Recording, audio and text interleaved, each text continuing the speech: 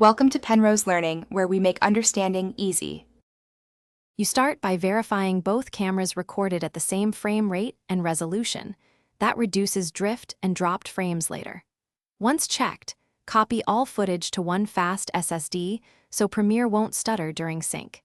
Make sure folder names remain intact for reference. Then open Premiere and import both camera folders into a single bin. Grouping them now makes multi-camera assembly far faster. This sets the stage for automated syncing and manual fine-tuning without wasted time.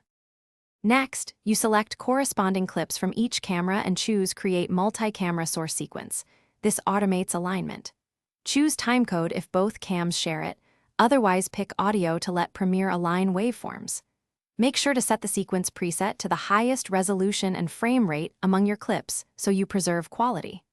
Once created, open the multicam source in a sequence and enable multi-camera view. This lets you cut between angles in real time while staying perfectly synchronized. To finish, enable the multi-camera monitor and either perform live switch recording or cut between cameras using the razor and nest method. You'll want to zoom into waveforms and nudge clips frame by frame to fix tiny offsets. This preserves lip sync and avoids audio phasing. Once happy, flatten or render your multicam sequence.